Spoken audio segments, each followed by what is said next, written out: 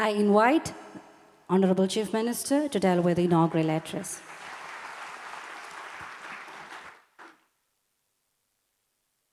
പ്രിയപ്പെട്ട വിദ്യാർത്ഥികളെ, സഹോദരി സഹോദരന്മാരെ, ഗ്രൂപ്പ് ഓഫ് ടെക്നോളജി കമ്പനീസിൻ്റെ ആഭിമുഖ്യത്തിൽ സംഘടിപ്പിക്കപ്പെടുന്ന പെർമ്യൂട്ട് 2025 ഇന്നിവിടെ ഉദ്ഘാടനം ചെയ്യപ്പെടുന്നത്. സാങ്കേതിക രംഗത്തെ വിദഗ്ധർ, വിദ്യാർത്ഥികൾ, സംരംഭകർ തുടങ്ങിയവർ പങ്കെടുക്കുന്ന ഈ സംഗമം കേരളത്തിൻ്റെ സാങ്കേതിക വിദ്യാ വ്യവസായത്തിന് മുതൽക്കൂട്ടാകുന്ന ചർച്ചകളാൽ സമ്പന്നമാകുമെന്നാണ് പ്രതീക്ഷിക്കുന്നത്. ഇതിൻ്റെ ഭാഗമായി സംഘടിപ്പിക്കപ്പെട്ടിരിക്കുന്ന നൈപുണ്യ വികസന പരിപാടികളും വിദ്യാർത്ഥി പ്രതിഭകളുമായുള്ള ഇൻ്ററാക്ഷനും പാനൽ ഡിസ്കഷനുകളും എല്ലാം അതിന് ഉതകുന്നവയായിരിക്കും എന്ന് പ്രതീക്ഷിക്കുകയാണ്. സാങ്കേതിക വിദ്യയുമായി ബന്ധപ്പെട്ട പരിപാടികൾക്ക് പുറമെ ലഹരിമുക്ത കേരളം എന്ന ലക്ഷ്യത്തോടെയുള്ള പരിപാടികളും ഇതിൻ്റെ ഭാഗമായി സംഘടിപ്പിക്കപ്പെടുന്നു എന്നത് സന്തോഷകരമാണ്. വ്യാവസായിക സാമ്പത്തിക പുരോഗതിയോടൊപ്പം തന്നെ സാമൂഹ്യ പുരോഗതിയും ലക്ഷ്യം വെച്ചുള്ള ഇത്തരം പരിപാടികൾ സംഘടിപ്പിക്കാൻ മുൻകൈയെടുത്ത എല്ലാവരെയും ഹാർദമായി അഭിനന്ദിക്കട്ടെ. നൂതന വ്യവസായ രംഗത്ത് വലിയ തോതിലുള്ള മാറ്റങ്ങളാണ് ഉണ്ടായിക്കൊണ്ടിരിക്കുന്നത്. ആ മാറ്റങ്ങളെ നമ്മുടെ നാട്ടിലെ യുവതലമുറക്ക് പരിചയപ്പെടുത്താനും പുതിയ തൊഴിൽ സാഹചര്യങ്ങൾക്കനുസൃതമായ നൈപുണ്യ വികസനം അവരിൽ സാധ്യമാക്കാനും സഹായകമാവട്ടെ ജി-ടെക്കിൻ്റെ ആഭിമുഖ്യത്തിൽ നടത്തപ്പെടുന്ന പെർമ്യൂട്ട് പോലെയുള്ള പരിപാടികൾ എന്ന് ആശംസിക്കുന്നു. സർക്കാരുമായി സഹകരിച്ച് കേരളത്തെ ഒരു ടാലൻറ്റ് ക്യാപിറ്റലാക്കി മാറ്റുന്നതിനുള്ള ഇടപെടൽ നടത്താൻ നിങ്ങൾക്ക് കഴിയും. ആ വഴിക്ക് ഇതിലെ ചർച്ചകൾ തുടർന്നു കൊണ്ടുപോകാനും അവയിലെ ഗുണപരമായ ആശയങ്ങൾ നടപ്പാക്കാനും കഴിയണം. മ്യൂ ലേൺ പദ്ധതി പോലുള്ളവ ഇക്കാര്യത്തിൽ നാഴികക്കല്ലുകളാവണം. വിദ്യാസമ്പന്നരായ ചെറുപ്പക്കാർ ഏറെയുള്ള നാടാണ് കേരളം. അഭ്യസ്തവിദ്യരായ നമ്മുടെ ചെറുപ്പക്കാർക്ക് അനേകം നൂതനാശയങ്ങൾ കൈമുതലായിട്ടുണ്ട്. എന്നാൽ അവ ഉൽപ്പന്നങ്ങളാക്കുന്നതിൽ ചില പരിമിതികൾ അവർക്കുണ്ടായിരുന്നു. ഫണ്ടിങ്ങും കൃത്യമായ മാർഗനിർദ്ദേശങ്ങളും നൽകുന്നതിനുള്ള സംവിധാനങ്ങൾ നമ്മുടെ നാട്ടിൽ അത്ര കണ്ട് വികസിച്ചിരുന്നില്ല.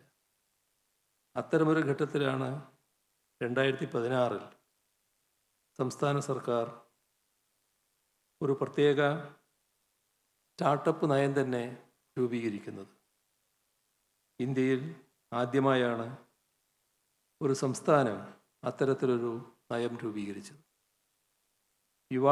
യുവാക്കൾക്കിടയിലെ സംരംഭകത്വം പ്രോത്സാഹിപ്പിക്കുക എന്ന ലക്ഷ്യത്തോടെയാണ് നമ്മൾ സ്റ്റാർട്ടപ്പ് നയം നടപ്പാക്കിയത്. അതിൻ്റെ ഭാഗമായി സ്റ്റാർട്ടപ്പുകൾക്ക് ഫണ്ടിംഗ് ലഭ്യമാക്കി. സ്റ്റാർട്ടപ്പുകൾക്കായി കോർപ്പസ് ഫണ്ട് രൂപീകരിച്ചു. സ്റ്റാർട്ടപ്പ് ആശയങ്ങൾ കേൾക്കാനും അവ പ്രാവർത്തികമാക്കാനും കഴിയുന്ന വിധത്തിലേക്ക് സ്റ്റാർട്ടപ്പ് മിഷനെ മാറ്റിയെടുക്കുകയും ചെയ്തു. കഴിഞ്ഞ 9 വർഷം 6200ഓളം സ്റ്റാർട്ടപ്പുകളാണ് കേരളത്തിൽ പ്രവർത്തനം ആരംഭിച്ചത്. ഇതുവഴി 5800 കോടി രൂപയുടെ നിക്ഷേപവും 60,000 തൊഴിലവസരങ്ങളും സൃഷ്ടിക്കപ്പെട്ടു.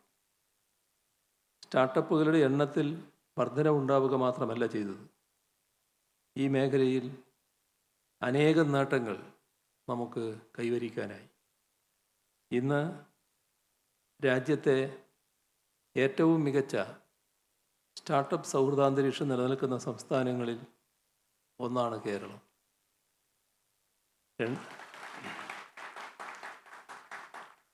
2022 സ്റ്റാർട്ടപ്പ് റാങ്കിങ്ങിൽ നമ്മൾ ടോപ്പ് പെർഫോമർ പദവിയിലുമെത്തി. ഗ്ലോബൽ സ്റ്റാർട്ടപ്പ് എക്കോസിസ്റ്റം റിപ്പോർട്ട് പ്രകാരം അഫോർഡബിൾ ടാലൻറ്റ് റാങ്കിങ്ങിൽ കേരളം ഏഷ്യയിൽ ഒന്നാമതാണ്. അതിൻ പ്രകാരം 2021 2023 ഇടയിൽ നമ്മുടെ സ്റ്റാർട്ടപ്പ് മേഖലയിൽ 254% വളർച്ചയാണ് ഉണ്ടായത്. ആ ഘട്ടത്തിലെ ഗ്ലോബൽ ശരാശരി 46% മാത്രമായിരുന്നു. ഈ നേട്ടങ്ങൾ സ്വയമേവ ഉണ്ടായതല്ല. സർക്കാരിൻ്റെ കാര്യക്ഷമമായ ഇടപെടലുകൾ അതിന് സഹായിച്ചിട്ടുണ്ട്. ഉന്നത വിദ്യാഭ്യാസ തലം മുതൽ വിദ്യാർത്ഥികളെ സംരംഭരാക്കുക എന്ന ലക്ഷ്യത്തോടെയുള്ള ഇടപെടലുകൾ നമ്മൾ നടത്തിയിട്ടുണ്ട്. 525-ലധികം ഇന്നൊവേഷൻ ആൻഡ് എൻ്റർപ്രണർഷിപ്പ് ഡെവലപ്മെൻറ്റ് സെൻ്ററുകൾ വിവിധ ഉന്നത വിദ്യാഭ്യാസ സ്ഥാപനങ്ങളിൽ പ്രവർത്തിക്കുന്നുണ്ട്.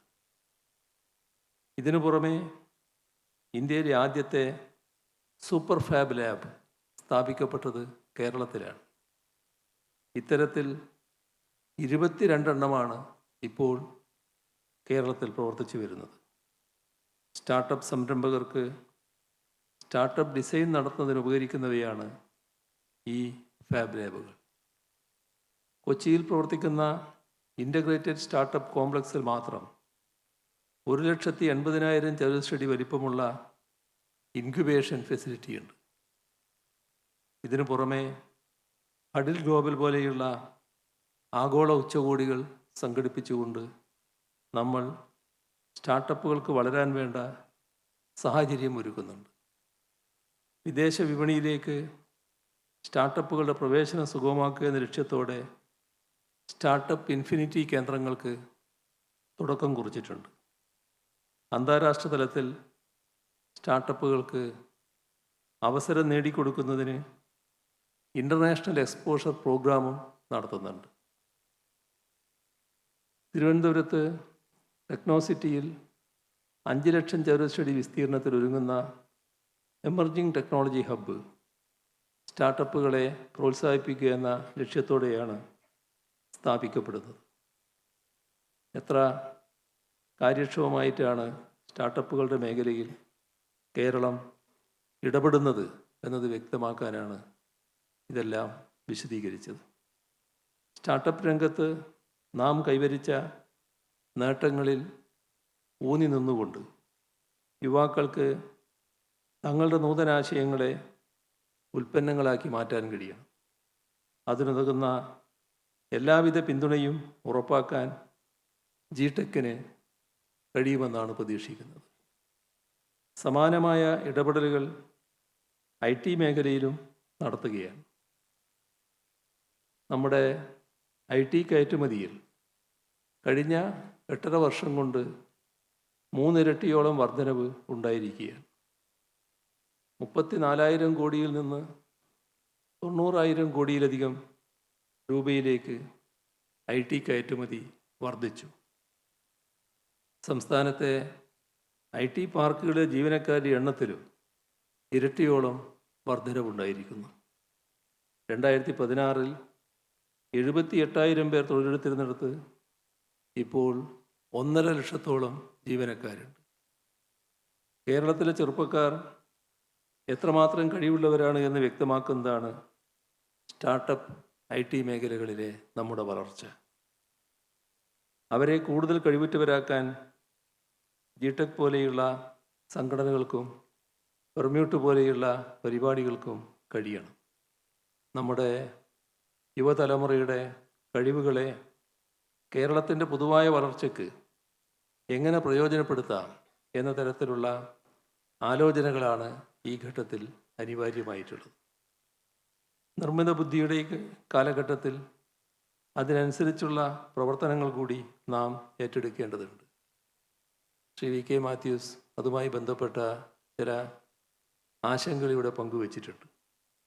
ആ മേഖലയിൽ പ്രവർത്തിക്കുന്ന സ്റ്റാർട്ടപ്പുകൾക്ക് വേണ്ടി പ്രധാനപ്പെട്ട ചില പദ്ധതികൾ സംസ്ഥാന സർക്കാർ പ്രഖ്യാപിച്ചിട്ടുണ്ട്. അതിൻ്റെ ഭാഗമായി ഒരു ഡീപ് ടെക് എക്കോസിസ്റ്റം രൂപീകരിക്കുന്നതിനുള്ള പ്രാരംഭ നടപടികളിലേക്ക് നമ്മൾ കടന്നിരിക്കുകയാണ്.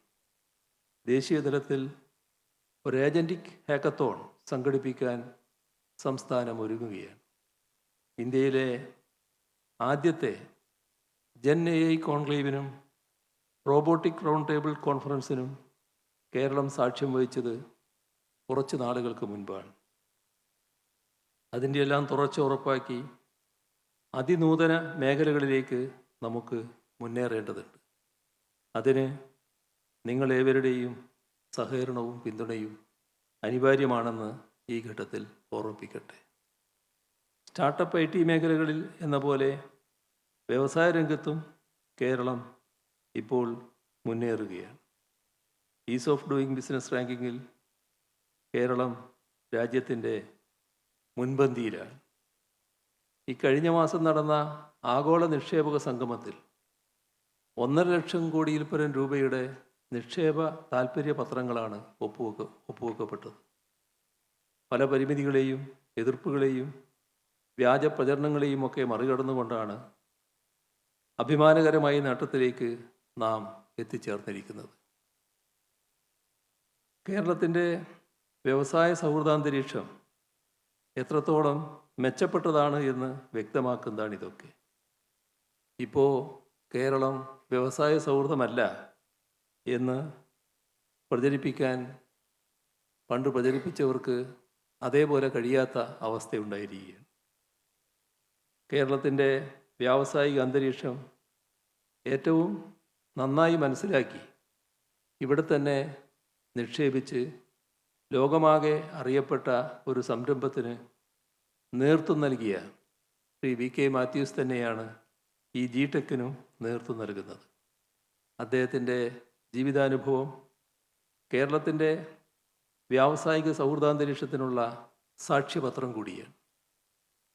കൊച്ചിയിൽ നടന്ന നിക്ഷേപ സംഗമത്തിൽ 374 സംരംഭങ്ങളാണ് നിക്ഷേപത്തിന് താൽപ്പര്യം അറിയിച്ചത്. താൽപ്പര്യപത്രങ്ങളുടെ തുടർ നടപടികൾക്കായി ഫാസ്റ്റ് ട്രാക്ക് സംവിധാനവും ഏർപ്പെടുത്തിയിട്ടുണ്ട്.